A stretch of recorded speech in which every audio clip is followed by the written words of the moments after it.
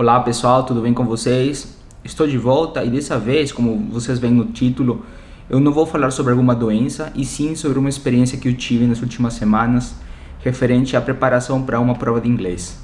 Para quem não sabe, e acho que poucas pessoas sabem de fato, eu estou estudando para uma prova de inglês, pois eu pretendo fazer um estágio fora do país em breve. E como preparativo para fazer esses estágios e sair do país, eu preciso ter algum certificado de inglês, né? Então, eu comecei a estudar inglês para esse objetivo tem mais ou menos uns 4 ou 5 meses, certo? Mas meu contato com o inglês foi desde pequeno, sempre estudei inglês quando criança, meus pais sempre acharam importante. E, bom, querendo ou não, ao longo da vida, eu sempre tive contato porque, principalmente na área da medicina, nós estudamos muito artigo, muita publicação em inglês, então em teoria não seria algo tão difícil, né? Mas o que acontece? Como sempre, não sei se alguém já prestou prova de inglês, algum tipo de certificação, tipo TOEFL, IELTS, ou alguma coisa do tipo, você tem que treinar, além do entendimento do inglês, você tem que treinar para o tipo de prova, né? E enfim, foi o que aconteceu comigo. Eu contratei uma professora, eu já tinha feito curso de inglês aqui na cultura inglesa, fiz durante 3 meses no passado e até que eu estava tranquilo, né? Então a ideia era mais soltar um pouco mais a língua, relembrar alguns conceitos, pensando na prova e futuramente em fazer os estágios fora, então eu estar mais preparado para ter esse contato um pouco mais rigoroso, né? Eu falo isso porque a ideia não é ter um inglês de turista, e sim um inglês de alguém que domina, né? Uma fluência maior, já que você vai para um ambiente acadêmico. Bom, os problemas começaram porque eu percebi que a estrutura do curso não era do jeito que eu esperava, certo? Eu percebi, agora eu descobri isso depois de tanto tempo, que sou uma pessoa que funciona mais com estrutura, horário, programa, uma sequência de atividades bem definidas e não simplesmente uma atividade lúdica ou livre para ver o que acontece. Bom, minha experiência foi isso, tá? Eu comecei a estudar mais ou menos em dezembro, eram 2 aulas por semana. E a ideia aí era ir desenvolvendo o meu inglês aos poucos, até alcançar um nível razoavelmente avançado, para depois focar nessa prova, que segundo o que eu sei, essa prova é uma prova tranquila, para quem já tem um inglês razoável, só que você tem que treinar certos aspectos específicos, porque é uma prova para inglês feita para profissionais da área da saúde, então tem muitos termos técnicos e muita interação com o paciente também. Logo de cara, já mais ou menos no segundo mês, eu percebi que a dinâmica de trabalho não era a que eu esperava, certo? Então, eu fiquei muito tentado a interromper as aulas e cheguei a conversar referente a isso. Porém, eu, até certo ponto, me identifiquei com a pessoa porque é uma pessoa jovem, gostei da dinâmica, do jeito de trabalhar e achei assim, se eu manifestar minhas dúvidas e questionamentos, talvez ela foque mais e vai me ajudar. E de fato eu senti que isso aconteceu nas seguintes semanas. Ela ficou um pouco mais focada, decidimos estudar certos materiais específicos e foi aquilo, né? O que começou a incomodar muito mais perto do final agora dessas últimas semanas foi o fato de que era uma pessoa que primeiro me pedia para eu fazer os pagamentos de forma antecipada, então no começo do mês já teria que pagar o mês inteiro, certo? E até aí tudo bem, porque a dinâmica dela, da pessoa, do professor, eu respeito e, bom, se eu aceitei, tudo bem, né? O problema é que devido a diversos problemas, diversas situações pessoais, a professora me solicitava para remarcar as aulas com frequência. Olha, eu tenho a sorte de trabalhar num horário flexível, tenho alguns dias livres na semana, então eu posso ter certa flexibilidade.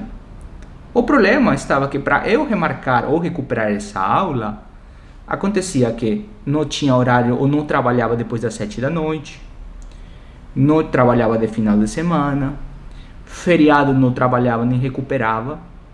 E, engraçado aqui, se minha aula caísse num dia de feriado, eu já teria pago e simplesmente eu perdia essa aula. Eu achei engraçado porque a pessoa não tinha nem o cuidado de me enviar a lista dos feriados do mês para ver se eu poderia ou não participar dessa aula. E o que eu estou falando? Se a pessoa sabe que não vai ter aula num feriado, o mínimo que pode acontecer é dessa pessoa não cobrar, certo? Mas enfim, isso eu comecei a reparar mais para o final. Eu estudei com essa pessoa, foi até abril, certo? Só que o pior, assim, o que mais me incomodou foi, faltando 2 semanas para a prova, eu já tinha definido uma data que ia acontecer agora em maio, e faltando 2 semanas, um dia eu tinha aulas de terça e de quinta-feira, aconteceu o seguinte comigo, me mandou mensagem perto do início da aula, que seria na terça-feira, falou, olha, estou com um problema de saúde, não estou me sentindo muito bem, será que a gente consegue remarcar? Eu entendo que as pessoas passam por doenças, sou médico, então eu falei, não, tudo bem, a gente remarca. Chega quarta-feira à noite, que eu estava esperando na quinta para poder ter minha aula de rotina habitualmente, e eu me toquei que quinta-feira era feriado. Falei, mas espera aí, será que vai ter aula? Ela já me desmarcou na terça e amanhã é feriado? Eu imaginei que sim, que fosse desmarcar. Mas também pensei que a pessoa teria bom senso e poderia abrir uma exceção, ainda mais sabendo que estava a 2 semanas da minha prova. Para minha surpresa, isso não aconteceu. A pessoa deixou claro que ela não trabalha de feriados. Então, faltando 2 semanas, eu simplesmente uma das semanas não tive aula. E a pessoa falou que não tinha problema, porque a gente recuperaria essa aula para depois, em maio. Sendo que minha prova acontecia na primeira semana de maio. Olha a lógica da pessoa. E não sendo suficiente isso, eu já tinha uma outra aula que não foi recuperada. Então, eu tinha acumulado 2 aulas por recuperar. A pessoa não me deu aula nas últimas 2 semanas antes da prova e ela queria recuperar as 2 aulas em maio. Tipo, eu não sei, a pessoa realmente estava totalmente perdida, fora da realidade. Eu fiquei muito chateado, eu optei por suspender essas aulas, falei com ela, falei que não estava satisfeito, que eu não gostava, que eu não gostei. E eu decidi aproveitar essas 2 semanas da melhor forma possível. Eu entrei em contato com um pessoal, uns amigos, e eles me indicaram um professor britânico, que prepara especificamente para essa prova que eu prestei. Ele ficou de cara porque ele percebeu que eu precisava de uma ajuda urgente. Tinha 2 semanas, talvez um pouco menos, para a prova. E eu não tinha estudado nada focado para essa prova. Eu tinha sido enrolado ao longo de 4, 5 meses. E eu estava em ponto zero, porque eu tinha desenrolado um pouco a fluência falando. Mas assim, era uma conversa informal que eu tinha até esse momento, que deixava passar muitos erros e que simplesmente não tinha a intenção de melhorar meu inglês ao ponto de prestar a prova. Esse curso é um curso que é editado já há mais de 20 anos, depois eu posso colocar o link aqui na descrição, é específico para médicos, e eles trabalham com um pacote de horas de 4 horas, eles cobram em torno de 190 euros por 4 horas, aí você organiza do jeito que você quiser, uma vez por semana. Como eu tinha aproximadamente 14 dias para a prova, sendo que finais de semana eles não trabalham, eu tinha menos dias, né? Aí eu optei por pagar 3 blocos de 4 horas, então 190 euros vezes 3, para poder dedicar 1 hora por dia e às vezes 2 horas por dia para poder avançar o mais rápido possível. Como eu falei para vocês, eu já tenho um nível mais ou menos intermediário, mas eu precisava focar na prova. De cara eu reparei que o jeito de ensinar, o conteúdo, as dicas, tudo era totalmente diferente do que eu tinha feito até agora. Como vocês imaginam, os termos técnicos a gente domina, só que a gente domina muito mais da parte de leitura e escrita do que da parte de speaking. Então você tem limitações que você precisa treinar, né? Então eu me dediquei. Meu professor, o Wagner, ele é britânico, mas ele mora em Oslo, Noruega, e tinha uma diferença horária, agora não lembro se era de 4 ou 5 horas. Eu fiquei pensando, pô, se eu chegar depois do trabalho a manhã inteira, às vezes um pouco à tarde, à noite, ele me falou, eu trabalho até as 11 da noite, mais ou menos, se você precisar, a gente pode marcar um horário nesse último horário do dia. Só que eu fiquei pensando, se eu fizer isso, eu vou chegar cansado, não vou aproveitar nada. Bom, optei por fazer algo que eu já faço, acordar cedo. Eu acordo diariamente, 4h50, 4h55 da manhã. Eu agendei todas as minhas aulas, se não a maioria, às 5 da manhã. Então, muitas delas eram às 5, algumas eram às 6, e teve um dia que eu marquei às 6 da tarde e outro dia que marquei, me parece, às 10 da manhã, que tinha livre. Mas assim, foi uma coisa genial. Felizmente tive a sorte de conhecer esse professor, mesmo que seja faltando 2 semanas. A tristeza foi que eu não tive tempo suficiente para poder descansar. Foi 2 semanas extremamente intensas, porque a quantidade de atividades que ele me ofertava era enorme. E isso porque eu solicitei, né? Não foi uma coisa que assim foi me empurrando, não. Eu solicitei, eu abri mão de algumas horas de sono, de trabalho, de momentos com a Cris, porque eu precisava muito melhorar e focar na prova, certo? É uma prova que dura em torno de 4 horas, tá? A famosa prova, não tão famosa na verdade, é uma prova chamada OET, Occupational English Test. É uma prova feita para médicos, mas também na verdade para profissionais da área de saúde, médicos, enfermeiros, nutricionistas, dentistas, fisioterapeuta, tudo pessoal que trabalha na área de saúde. Só que a característica dessa prova, eu nunca prestei TOEFL, nunca prestei outra prova, mas a característica dessa prova é que é muito pouco o tempo que você tem para responder as coisas. Você tem, para listening, por exemplo, você tem uma passada de várias coisas para responder, para preencher, para marcar, e é só uma passada e acabou. Para escrever, você tem que escrever uma carta de referência para outro médico em 40 minutos, sendo que tem muito dado, você tem um limite de palavras, você tem que aprender a resumir muito, a sintetizar muita coisa.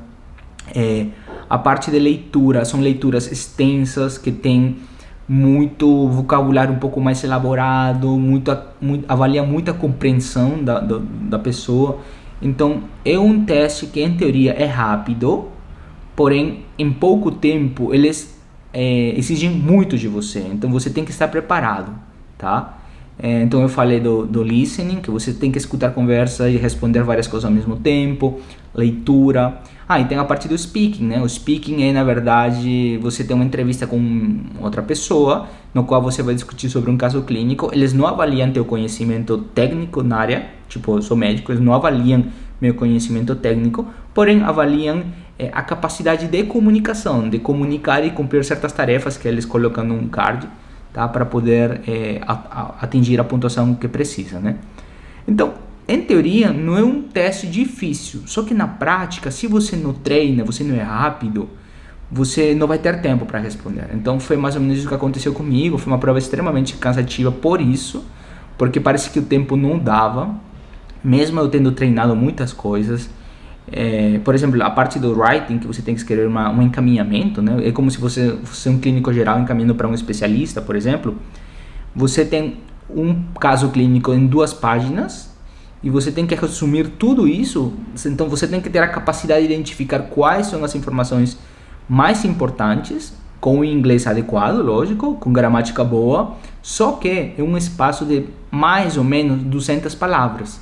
Então, por exemplo, aconteceu comigo, eu tinha um caso clínico neurológico pediátrico, cheio de dados de exame físico, alterações, e você tinha que juntar tudo isso, juntar passado clínico, então antecedentes familiares, antecedentes do paciente, medicações que o paciente toma. Então não é simplesmente passar um caso como qualquer coisa, você tem que colocar um caso clínico, o contexto médico, passado familiar, passado médico do paciente, e solicitar o que você quer com esse encaminhamento. Então foi um desafio muito maior do que eu estava esperando, tá? E realmente eu estava estudando, entre aspas, com essa outra professora, mas realmente estava indo pro buraco, porque eu estava muito perdido. Mesmo o site tendo alguns exames, alguns testes de graça no site deles, realmente eu não estava treinando. Só para vocês terem uma ideia, essas cartas que estou falando, eu tinha treinado 3 ou 4 com a professora. Tipo assim, tá bom, daquele jeito, né? Quando eu conversei com esse outro professor, o Wagner, ele me falou que os alunos dele treinam pelo menos 30, 35 cartas antes de ir para a prova. Tipo, eu cheguei no dia da prova, tinha feito, acho que foram 10 cartas, tá? Então, é o que dá, né? É o que dá. Agora estou esperando o resultado da prova, mas a mensagem desse vídeo para vocês é a seguinte: fiquem espertos, tem muitas pessoas lá fora querendo te enrolar para conseguir coisas, para benefício deles, tá? Se vocês não se sentem à vontade, parem e pensem, reflitam, esse é o que eu quero, isso que está trazendo benefício para mim ou não? Eu acho, sinceramente, que a prova não deu muito certo para mim, tá? Ainda não sei o resultado, vai ser daqui a umas 2 semanas. Mas a experiência não foi das melhores para mim. Agora eu conheço o método, agora eu conheço a pessoa indicada para me ajudar. Enquanto isso, quero que vocês aprendam da minha experiência, tá? Lá fora tem muito professor que se chama de professor, mas na hora da hora só enrola. Tem um inglês razoável, mas nada demais. O que importa é vocês entenderem qual é esse objetivo e se a metodologia que esse professor oferece para vocês encaixa, certo? Então era isso. Hoje um vídeo curto, não tem nada a ver com conhecimento técnico, mas espero que sirva para quem estiver se preparando para alguma prova. Um forte abraço para vocês.